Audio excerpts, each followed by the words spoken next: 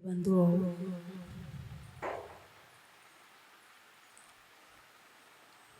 कल एक चिंतन चल रहा था। अनंतानुबंधी कषाय, अप्रत्याख्यानावरण कषाय और प्रत्याख्यानावरण कषाय पर।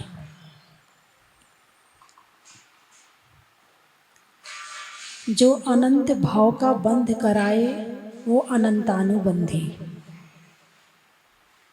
जो जरा सा भी त्याग ना करने दे वो अप्रत्याख्यानावरण। प्रत्याख्यान का मतलब है त्याग। क्या है? बोले प्रत्याख्यान ले लो। अब आपको रात्रि में भोजन नहीं करना है तो प्रत्याख्यान कर दो, यानी त्याग कर दो। तो अप्रत्याख्यानावरण कषाय, अनंतानुबंधी चली गई तो चौथा गुणस्थान बन गया अप्रत्याख्यानावरण कषाय है। अभी सम्यक दर्शन तो हो गया मगर त्याग नहीं कर पा रहे। फिर अप्रत्याख्यानावरण जाएगी तो त्याग के भाव बनने लगेंगे। त्याग के भाव कब बनते हैं? जब अप्रत्याख्यानावरण कषाय कमजोर पड़ती है। जब अप्रत्याख्यानावरण कषाय चली जाती है तब प्रत्याख्यान के भाव बनते हैं। लोग कहते ना, हमारी तो इच्छा ही नहीं होती त्याग करने की, हमारे तो भाव नहीं बनते हैं, रात्रि भोजन छोड़ने की इच्छा ही नहीं होती है। वो कषाय ऐसी बैठी है कि आपको छोड़ने नहीं देती है। भाई क्यों नहीं छोड़ने देती है? कषाय बैठी है। तो हमारी क्या गलती है माता जी? हमारी थोड़ी गलती है। हम तो छोड़ना चाहते हैं मगर हाँ, कितने सीधे हो माता जी। हमारी गलती तो होती नहीं है कहीं, हम तो बहुत अच्छे से रहते हैं, गलती तो करते ही नहीं। वो कषाय करवाती इसलिए कर रहे हैं। जो कुछ है अच्छा वो मैंने किया है और जो कुछ अच्छा नहीं है वो दूसरों ने किया है। कोई दूसरा मिल जाए तो उसके सिर पे पगड़ी रख दो, और नहीं तो कषाय तो है ही है। कर्म सबसे अच्छी चीज है। अपने ऊपर दोष जाते ही नहीं। कर्म का उदय चल रहा है, हम थोड़ी कर रहे हैं, कर्म करवा रहा है। अपना पुरुषार्थ तो खत्म। क्या?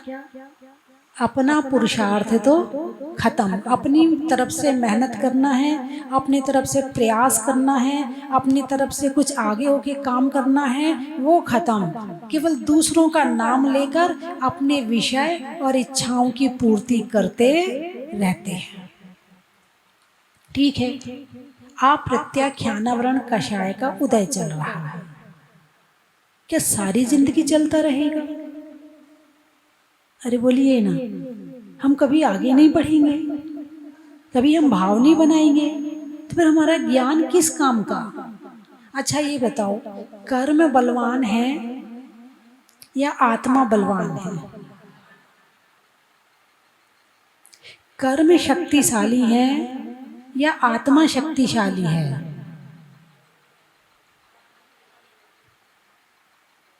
कर्म नाच नचाते हैं या आत्मा नाच नचाती है? आत्मा कर्मों को नचाती है या कर्म आत्मा को नचाते हैं? कर्म आत्मा को नचाते हैं। तो इसमें शक्तिशाली कौन हुआ? कर्म हुए, है ना? सही बात है। अपन क्या कर सकते हैं? अब कर्म शक्तिशाली बिचारी आत्मा क्या करे? ठीक बात है। पहले के कर्म किए थे तो वो अब उदय में आ रहे हैं। कर्म बड़े बलवान है ना? कर्मों की लीला है न्यारी, इनसे बच के ही रहियो, ये रुला रुला कर मारेंगे तुम देखते रहियो। हाँ माता जी, कर्म बड़े बलवान है, बहुत बलवान है। अब आपको मैं बता दूं, कर्म के 10 तरह की स्थितियां होती हैं, एक तरह का नहीं होता कर्म। 10 तरह की स्थितियां होती हैं।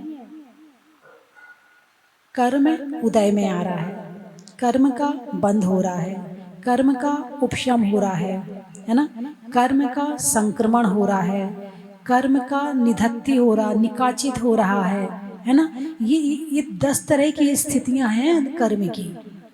अब जैसे पुराना बांधा है तो वो उदय में आ रहा है, तो कर्म उदय, उदय उपशम है ना। तो उदय हुआ, बंद हुआ, संक्रमण हुआ। संक्रमण का मतलब समझते हो? परिवर्तन। संक्रमण काल चल रहा है। क्या कहते हैं?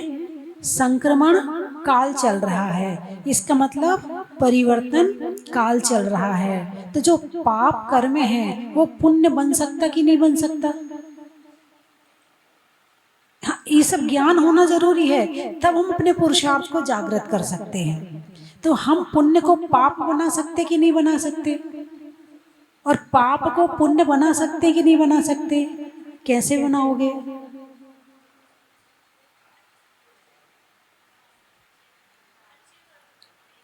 भाई अभी आप बैठे हो यहाँ पर, आपका द्रव्य शुद्ध है, क्षेत्र शुद्ध है, प्रवचन सुन रहे तो ये काल भी शुद्ध हो गया और भाव भी शुद्ध है। आपकी चारों शुद्धि चल रही है, द्रव्य शुद्धि, क्षेत्र शुद्धि, काल शुद्धि और भाव शुद्धि। तो क्या इस समय पाप कर्म का उदय नहीं चल रहा? उदय तो चल रहा है, लेकिन जो पाप के परमाणु हैं वो पुण्य रूप बन के आ रहे हैं। यदि पाप का, वैसे तो पुण्य का उदय चल रहा है क्योंकि आप यहाँ पर बैठे हो, फिर भी बाई चांस कोई पाप कर्म होगा तो वो पाप भी पुण्य का रूप बना के आता है। वो यहाँ पाप बन के नहीं आता, और वो पाप भी बिना फल दिए झड़ जाता है, अपना दुख दिए बिना वो पुण्य रूप में झड़ जाता है। बात समझ में आई कि नहीं आई? इसको कहते हैं संक्रमण। एक व्यक्ति ने खूब धर्म किया, खूब धर्म किया, जब उसका आयु कर्म का बंध हो रहा था तब वो क्रोध कर रहा था, और उस क्रोध में उसका आयु बंध नरक का हो गया। उसका आयु बंध नरक का हो गया। अब नरक जाएगा तो जो उसने पुण्य किए हैं वो पाप रूप में परिवर्तित हो जाएंगे, और पाप किए हैं और स्वर्ग चला गया तो पुण्य रूप में परिवर्तित हो जाएगा। समझ में आया कि नहीं आया? कर्म बदल भी जाता है, कर्म अपना रंग भी बदलता है। हमारा स्थान सही होना चाहिए, पाप भी पुण्य बन जाता है, हमारा भाव सही होना चाहिए। द्रव्य क्षेत्र काल जब तक कर्म को नहीं मिलता है तब तक कोई अपना कर्म फल देता ही नहीं है। हर कर्म को अपना फल देने के लिए वैसा द्रव्य, वैसा क्षेत्र, वैसा काल और वैसा भाव चाहिए। जब तक वो नहीं मिलेगा कर्म अपना फल नहीं दे सकता है ना। और हम क्या कहते हैं, हम क्या करें माता जी, त्याग तो करना चाहते हैं पर कर्म का उदय ऐसा चल रहा है, वो कर्म के कारण नहीं कर पा रहे। नहीं, आत्मा बलवान है या कर्म बलवान है? आप बताओ, आप बताओ। अभी भी नहीं, चलो प्रैक्टिकल करती हूँ। एक बाल्टी पानी है, उसमें 1 बूंद जहर की डाल दो। चलो 1 बूंद जहर की जीभ पर रखो, क्या होगा? क्या होगा? मर जाओगे? ठीक है। वही 1 बूंद जहर की 1 बाल्टी पानी में डाल दो। अब रोज थोड़ा थोड़ा पानी पियो। अरे बोलिए ना, मरोगे क्या? बीमारी तो हो सकती है, और या आपकी कोई कैंसर जैसी बीमारी हो तो वो ठीक भी हो सकती है, क्योंकि कैंसर में जो इलाज है वो जहर है। जो कीमोथेरेपी है ना, वो कीमोथेरेपी चलती है, मशीन से दी जाती है, वो जहरी तो है, सांप का जहर है। कैंसर के जो अणु हैं वो इतने कठोर हैं कि वो जहर के अलावा किसी और से मर ही नहीं सकते हैं। इसलिए कीमोथेरेपी में जहर दिया जाता है, हालांकि उस थेरेपी से वेदना बहुत होती क्योंकि जहर है, और जहर शरीर में जाएगा तो असर तो दिखाएगा। भाई यदि इकट्ठा खाओगे तो मर जाओगे, लेकिन तरीके से दिया जाएगा तो बीमारी को ठीक करेगा। उसका साइड इफेक्ट भी, बाल उड़ जाते हैं, शरीर में अनेक तरह की तकलीफें हो जाती हैं, है ना। अब एक बाल्टी पानी में जहर रखा है और वो रोज रोज थोड़ा थोड़ा पानी पियो, क्या होगा? मरोगे क्या? नहीं मरोगे। और सीधे जहर रखो, हैं, मर जाएंगे। अच्छा, अब पाप कर्म का उदय चल रहा है, खूब भक्ति करो, खूब भक्ति करो भगवान की, जोर जोर से बोल के करो, है विधान करो, पूजा करो, ये करो वो करो। कर्म का उदय किसका चल रहा है? पाप का। उसमें क्या मिला दो? भक्ति का पानी मिला दो। क्या मिला दो? भक्ति का पानी मिला दो। अब वो कर्म असर तो करेगा, लेकिन जैसे साक्षात जहर होती है उससे कम करेगा। एक होता सीधे जहर खाना, असहनीय वेदना, और एक होता है पानी में मिलाकर के यदि चला गया तो वेदना तो है मगर असहनीय नहीं है। तो भगवान की भक्ति के द्वारा, स्वाध्याय के द्वारा, संयम के द्वारा, त्याग के द्वारा, है ना, सेवा के द्वारा, दान के द्वारा हम अपने पाप कर्म को हल्का कर लेते हैं। खत्म नहीं होता है क्योंकि अभी मनुष्य पर्याय में बैठे हैं, और यदि शक्ति हो तो खत्म भी हो सकता है, ऐसी कोई बात नहीं है। यदि यही श्रृंखला चलती रहे कि पुराना कर्म उदय आ रहा है और नया बंद कर रहे हैं, क्या करें माता जी, हमारे तो कर्म का उदय है इसलिए हम त्याग करते हैं, त्याग नहीं कर पाते हैं। तो ऐसे तो फिर कभी त्याग हो ही नहीं पाएगा, और ये बंद की उदय की श्रृंखला कभी बंद होने वाली है ही नहीं है। तो यहाँ हमारा पुरुषार्थ काम करेगा। क्या काम करेगा? पुरुषार्थ, कर्म को दबाने का, उपशम करने का, है ना। भाई कोई चीज है तो उसे दबाओ, तो दबाने से वो नीचे बैठ गई। जैसे कीचड़ पानी में है तो क्या करते हैं? फिटकरी घोल देते हैं, तो क्या होता है? कीचड़ नीचे बैठ जाती है और ऊपर साफ पानी आ जाता है। अब आप कहो नहीं माता जी पानी गंदा है कैसे पिए, तो ये फिटकरी है ना, डालो ना, अभी नीचे बैठ जाएगी कीचड़ तो, और तुम्हें साफ पानी मिल जाएगा। बस ऐसे ही यदि तुम्हारे कर्म का उदय चल भी रहा है तो त्याग के द्वारा, भक्ति के द्वारा, ज्ञान के द्वारा उस कर्म को नीचे दबा दो और मन की शुद्धि करके ऊपर पानी आ जाएगा। तो कल चर्चा चल रही थी सत्याणु व्रत की। किसकी? सत्याणु व्रत के अतिचार की, कि धन नहीं हड़पना। क्या नहीं करना? धन नहीं हड़पना, है ना। अब धन किसका? किसी का भी। धन किसका? किसी का भी, है ना। अब बहुत से लोग किराए के मकान में रहते हैं, है ना, उनका अपना मकान बन जाता है मगर किराए का मकान छोड़ते नहीं है। अब क्या करें? तो ऐसा करते हैं, जिस मकान में किराए में रहते हो अपना छोड़ के तो नए में चले गए, उसमें दूसरा किराएदार रख दिया, ठीक है। अब यहाँ पर वो मंदिर का मकान है ना। अब ऐसा किया कि मंदिर को तो देते हैं 150 रुपये और उससे लेते हैं 5000 रुपये। बोलिए ऐसा करते कि नहीं करते? करते कि ये दोष है कि नहीं है? निर्माल्य का दोष लग रहा है। किसका दोष लग रहा है? निर्माल्य का दोष लग रहा है। चलो जब तक तुम्हारे पास मकान नहीं था रहो, कोई बात नहीं है, तुम्हारी आवश्यकता है, तुम्हारी इतनी सामर्थ्य नहीं है कि तुम नया मकान बना पाओ। लेकिन यदि तुम्हारी सामर्थ्य है, तुम्हारे पास अपना मकान भी है, अपनी दुकान भी है, अपना गोदाम भी, अपना सब कुछ है, लेकिन मंदिर का नहीं छोड़ेंगे। अब कोई आके खाली करके दिखाए तो सही, कोई बोले तो सही, आके डंडा लेके तैयार है। बोलिए पुण्य लगेगा पाप लगेगा? अरे बोलिए ना, पाप लगेगा। ये भी दोष है। ये क्या है? हड़पने की भावना है। किसकी भावना है ये? ये हड़पने की भावना है, और ये भावना सही नहीं है, ये भावना गलत है। इसलिए इसमें चौरियाणु व्रत में हड़प रहे हो तो दोष लग रहा है ना।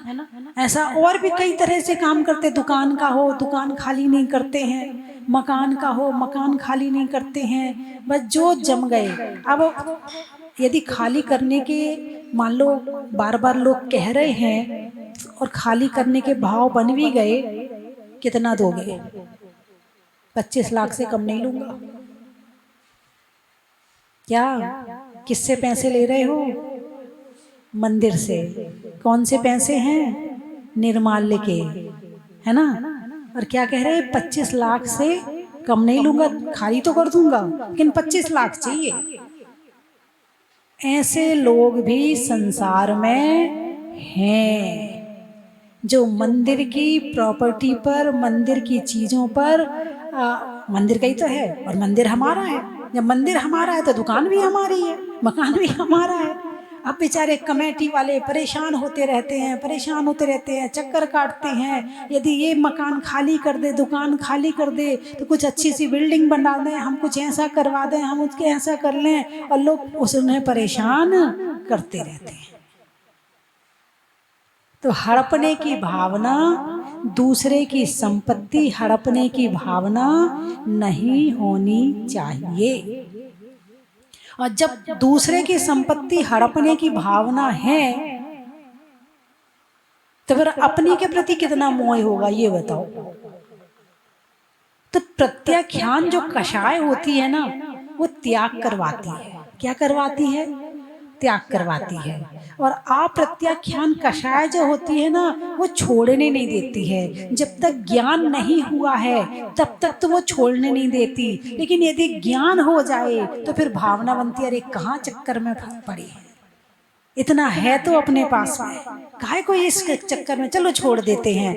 यदि प्रत्याख्यान हो जाता है, प्रत्याख्यान यानी त्याग, प्रत्याख्यान यानी त्याग हो जाता है। जब तक प्रत्याख्यानावरण कर्म का उदय नहीं आएगा तब तक त्याग नहीं होता है। और ज्ञान पूर्वक हम प्रत्याख्यान कषाय है हालांकि, लेकिन वहां तक पहुंच सकते हैं ज्ञान पूर्वक। कैसे? ज्ञान पूर्वक। अब जैसे ये पेन है, क्या है ये? पेन। ये पेन पाप करवा सकता है क्या?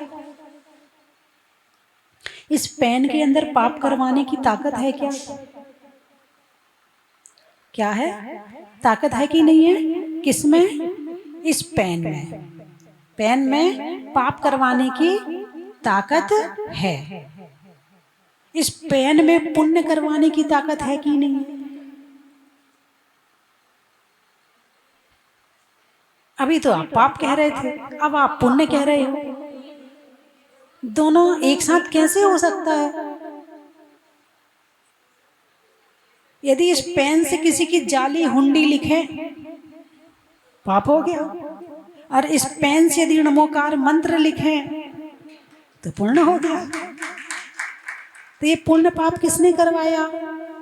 अरे बोलिए ना, बड़े भोले हो। किसने करवाया? भावों ने।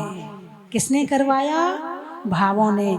जैसे मेरे भाव थे वैसा इस पेन का यूज हो गया। पेन अपने आप में कुछ नहीं है, ना पुण्य है ना पाप है, और ना ये करवाता है। क्या? ना ये करवाता है। जैसी तुम्हारी भावना है वैसा यूज हो जाता है। अब इसके प्रति हम मोह करें तो पाप, और यूज करने मिला है यूज करें, और मोह ना करें तो पुण्य। यानी अच्छे यूज करेंगे। यदि जिसके अंदर मोह नहीं होगा इस पेन के प्रति, और भावना बनाएगा कि मुझे मोह नहीं करना है, इसका मतलब वो ज्ञानी है। और ज्ञानी व्यक्ति फिर उससे अच्छा ही काम करेगा, बुरा काम तो करने वाला नहीं है। तो इस पेन में ना पुण्य करवाने की ताकत है ना पाप करवाने की ताकत है। हमारे विचारों में ताकत है कि हमें इससे क्या करना है। ऐसे ही आपके पास में मकान है, दुकान है, वो आपसे पुण्य पाप करवाते नहीं है। आपका जो उस वस्तु के प्रति मोह होता है ना, वो पुण्य पाप करवाता है। चाहे शरीर क्यों ना हो, ये शरीर पाप करवाता कि नहीं? अब पेन की जगह अपने शरीर को ले लो, शरीर अलग है और आत्मा, अरे बोलिए ना। अच्छा मान लो आपने इस पेन से पुण्य का काम किया, ठीक है, किसका काम किया? पुण्य का काम। तो इस पुण्य का काम जो किया, तो जो पुण्य कर्म का बंध हुआ वो पेन को हुआ या किसको हुआ? किसको हुआ? आत्मा को। किसको हुआ? आत्मा को, है ना। हमको मतलब आत्मा को, मुझे मतलब आत्मा को। अच्छा, अब वो पुण्य कर्म का उदय जब आएगा तो इस पेन को सुख मिलेगा कि मुझे सुख मिलेगा? मुझे मतलब आत्मा। किसको मिलेगा? आत्मा को मिलेगा। तो ये पेन पुण्य पाप कराता है कि नहीं कराता है? अच्छा ये बताओ, मछली पानी में चलती है, पानी के बिना चल सकती है क्या? अरे बोलिए ना, पानी के बिना मछली चल सकती है क्या? नहीं चल सकती है। तो मछली को पानी चलाता है क्या? मछली को पानी धक्का मार के चलाता है क्या? नहीं। और मछली चलना चाहे तो मना करता है क्या?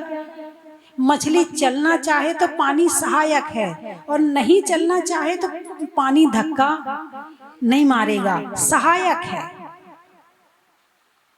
इसको कहते हैं धर्म द्रव्य। अब ऐसे ही ये पेन है, ये पेन तुमसे धक्का मार के पुण्य और पाप नहीं करवाता है, तुम करना चाहो तो ये सहायक बनता है।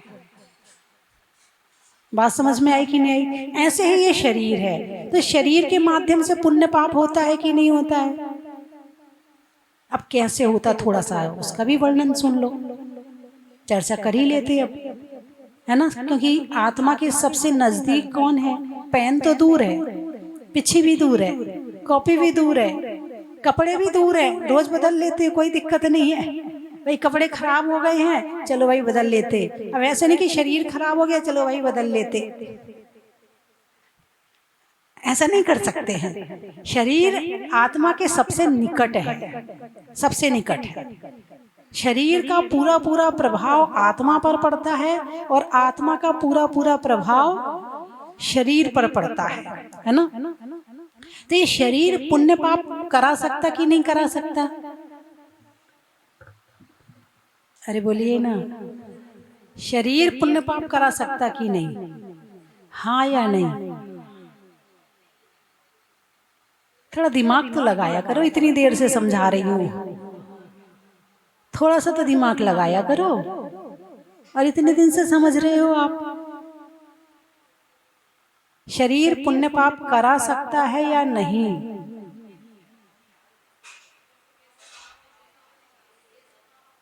जैसा मेरा भाव होगा आत्मा का, वैसा शरीर का उपयोग होगा।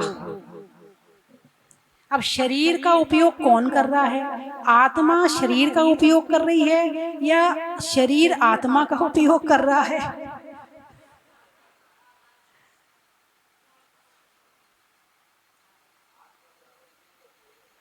हैं? अब निकट है ना, तो हर चीज की फीलिंग शरीर की आत्मा पे पहुंचती है और आत्मा की शरीर पे पहुंचती है। यदि कुछ रसगुल्ला खाया तो खाया तो जीव ने, और सुख लिया आत्मा ने, खाया तो शरीर ने और सुख लिया आत्मा ने। कोई अच्छा अच्छा चित्र देखा आंखों ने और सुख मिला आत्मा को। इतना निकट है, इसका बहुत ज्यादा प्रभाव पड़ता है। लेकिन हमारी आत्मा जैसे भाव करेगी, शरीर का वैसा उपयोग होगा। अब आत्मा ने कहा चतुर्दशी है, आज उपवास करना है। किसने कहा? आत्मा ने। तो शरीर ने उपवास कर लिया, है ना। अब वो चतुर्दशी नहीं है, बोले आज तो होटल जाने का मन कर रहा है, तो शरीर कहाँ जाएगा? कहाँ चला जाएगा? होटल चला जाएगा, है ना। तो गया कौन? शरीर गया। शरीर के बिना आत्मा नहीं जा सकती है, तो इसीलिए गया कौन? शरीर। और फिर होटल में जाके खाना खाया। खाना किसने खाया? शरीर ने। और मजा किसको आया? आत्मा को। उपवास किसने किया और पुण्य प्राप्त किसको हुआ? आत्मा को। यानी शरीर यदि धर्म के कार्य करता है तो उसका फल आत्मा को मिलता है, और शरीर के द्वारा जो पाप कार्य किए जाते हैं उसका फल भी आत्मा को ही मिलता है। इसीलिए ये अणुव्रतों की चर्चा चल रही है, इसीलिए ये छोटे छोटे त्याग की चर्चा चल रही है। यदि छोटा छोटा त्याग करोगे तो त्याग के संस्कार आत्मा के ऊपर पड़ेंगे। भाई आलू का त्याग किया, किसने किया? जिह्वा ने किया। किसने किया? जिह्वा ने किया। लेकिन उसका फल किसको प्राप्त होगा? आत्मा को प्राप्त होगा। आलू खाएगी जिह्वा और पाप किसको लगेगा? आत्मा को। तो शरीर के द्वारा ही हम आत्मा की शुद्धि करते हैं, लेकिन शरीर के द्वारा, शरीर माध्यम है, भाव तो आत्मा के हैं। भाव किसके हैं? आत्मा के हैं। संकल्प कौन लेगा? आज मेरा उपवास नहीं, आज मेरा नहीं है, हम ऐसा कहते हैं कि आज मेरा उपवास है। ये संकल्प किसने लिया? शरीर ने लिया। क्या शरीर ने? आत्मा ने लिया। संकल्प किसने लिया? आत्मा ने लिया। उपवास किसने किया? शरीर ने किया। भोजन का त्याग तो शरीर ने किया, लेकिन शुद्ध भाव आत्मा ने बनाए। शुद्ध भाव किसने बनाए? आत्मा ने, है ना। तो जो फल प्राप्त होगा वो किसको होगा? आत्मा को। अब एक शरीर पाप करता है और दूसरे शरीर को, शरीर में जाकर उसके फल को आत्मा को भोगना पड़ता। शरीर दूसरा हो सकता है, लेकिन फल लेने वाली तो आत्मा वही होती है। बोले पिछले जन्म में कोई पाप किए होंगे, अब पिछले जन्म का शरीर दूसरा था और इस जन्म का शरीर दूसरा है, मगर कर्म तो चिपके हैं आत्मा में। कर्म कहाँ चिपके हैं? आत्मा में। तो फल किसको मिलेगा? दुख किसको होगा? सुख किसको मिलेगा? आत्मा को। तो संसार की हर वस्तु प्रयोग करने को मिली है। किस लिए मिली है? चाहे पेन हो, चाहे धन हो, चाहे संपत्ति हो, चाहे शरीर हो। यदि आत्मा इन सब का सदुपयोग करती है तो आत्मा ऊंची उठती चली जाती है, हल्की होती जाती है, ऊपर की तरफ जाती है। और यदि इसका दुरुपयोग करती है यानी पाप करती है तो आत्मा नीचे की तरफ जाती है। अब नीचे क्या है और ऊपर क्या है वो आप देख लो, आप सबको पता है ना। इस शरीर के द्वारा ही शरीर रहित होने की प्रक्रिया होती है। क्या? शरीर के द्वारा ही शरीर छोड़ने की प्रक्रिया होती है। शरीर को जैसे कपड़े बदलते हो ऐसे तुम्हारे हाथ में नहीं है शरीर बदलना, लेकिन तुम्हारे हाथ में भाव हैं कि अपने भाव बदल लो। भाव बदलना तुम्हारे हाथ में है, शरीर बदलना तुम्हारे हाथ में नहीं है। लेकिन तुम्हारे भाव बदलेंगे तो शरीर अपने आप बदल जाएगा। जो शरीर पाप करवा रहा है वही शरीर पुण्य करवाने लगेगा। जो मन पाप करवा रहा है वही मन पुण्य करवाने लगेगा। तो इसीलिए जो इसमें सत्याणु व्रत की बात आई है, अचौर्याणु व्रत की बात आई है कि धन नहीं हड़पना। जब हमारे मन, हमारी आत्मा बाहर के पदार्थों से प्रेम करती है तो उसके लिए पाप करती है, और जब हमारी आत्मा अपनी आत्मा से प्रेम करती है तो वो पाप को छोड़ती है। बात समझ में आई कि नहीं आई? बाहर के पदार्थों से मोह करना यानी पाप बढ़ाना, और अपनी आत्मा से प्रेम करना यानी पापों को घटाना। भाई पाप कब करेगा? जब तक प्रेम नहीं होगा तब तक पाप होने वाला नहीं है, हो ही नहीं सकता है, कर ही नहीं सकता है। और प्रेम हुआ और पाप शुरू, मोह हुआ और पाप शुरू, है ना। राग हुआ और कर्म का बंध शुरू। हमारे भगवान कैसे हैं? अरे बोलिए ना, वो किससे मोह कर रहे हैं? तुम इतने पूजा कर रहे, विधान कर रहे, तुम से थोड़ा सा तो करते होंगे। इतने दिन से आप अभिषेक कर रहे हो भगवान का, तो भगवान आपको थोड़ा सा तो प्रेम करते होंगे। अरे बोलिए ना, नहीं करते, फिर काहे को लगे पड़े हो? आपकी तरफ देखते नहीं, आपको आशीर्वाद नहीं देते, आपसे बोलते नहीं, फिर भी लगे पड़े हो। भगवान वीतरागी है, अपनी आत्मा के ध्यान में लीन हैं और उनसे हम यही शिक्षा लेते हैं कि हे भगवान, जैसे आप अंतर्मुखी हुए हो ऐसे मैं भी हो जाऊं। और जब हम अंतर्मुखी होंगे तो बाहर से मोह कम होना शुरू होगा, और जब बाहर से मोह कम होना शुरू होगा तो हमारा दुख कम होना शुरू होगा। और जिसके पास जितना कम दुख होगा और जो जितना ज्यादा बाहर से मोह करेगा उतना धर्म कम कर पाएगा, मन ही नहीं लगेगा। भक्तांबर पड़ेगा तो भक्तांबर हो गया, माला करके तो माला हो गई, पता ही नहीं चला कब माला हो गई, पता ही नहीं चला कब पूजा हो गई, पता ही नहीं चला कब भक्तांबर हो गया। बाहर के विचार मन में चलते हैं ना, और जिससे मोह होता है उसी के विचार चलते हैं। बात समझ में आई? चलो अच्छा हुआ आपके समझ में आ गई। अब मैं बंद करूं।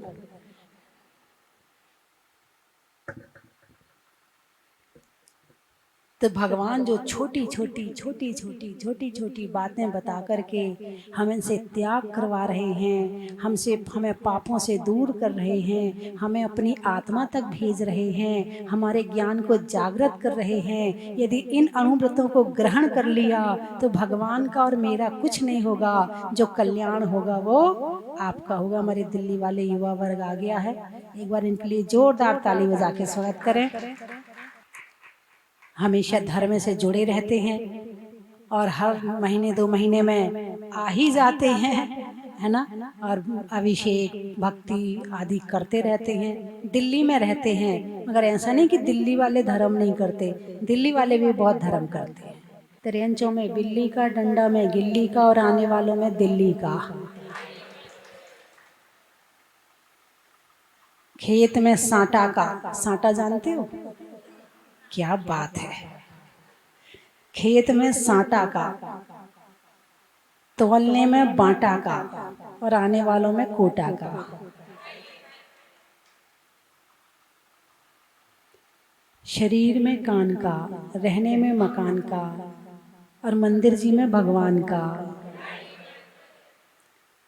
लिखने में खत का, मकान की छत का और लेने में अणुव्रत का। अनाज में दाने का, इनाम में पाने का और आपके मुस्कुराने का। स्वभाव में नर्म का, भोजन में कर्म का और जीवन में धर्म का। कर्म के हरने का, पर्वत पर झरने का और भव से तरने का। चावल में चुनने का, बुनाई में बुनने का और रोज प्रवचन सुनने का। बोलिए 24वें भगवान की। मंदिर अद्भुत है, अलौकिक है और यहाँ पे आने के बाद में मन गदगद हो रहा है। माताजी की जो परिकल्पना है, लेकिन माताजी का आशीर्वाद है और भगवान का चमत्कार है कि इतना इस कम समय में और इतना शानदार अद्भुत अलौकिक मंदिर बना है। नमो लोए सबसाहुणम ऐसो पंच नमोकारो सब पावपनाशनो मंगलाणम च सर्वेसिं परमं हवै मंगलम। परमं हवै मंगलम।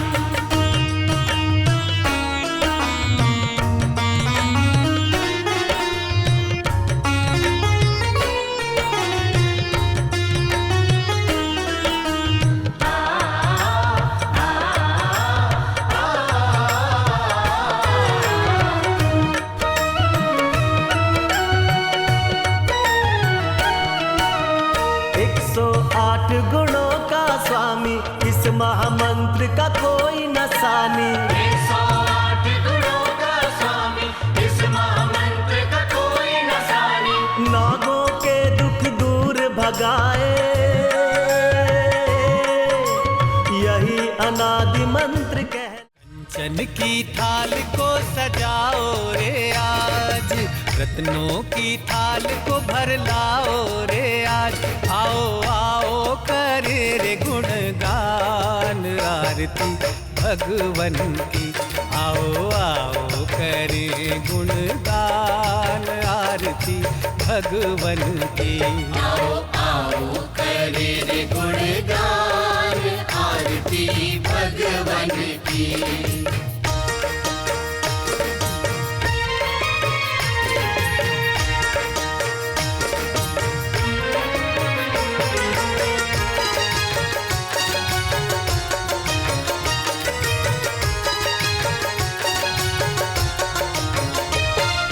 पिता सुमित्र के राज दुलारे, माँ पद्मा जी के नैनों के तारे।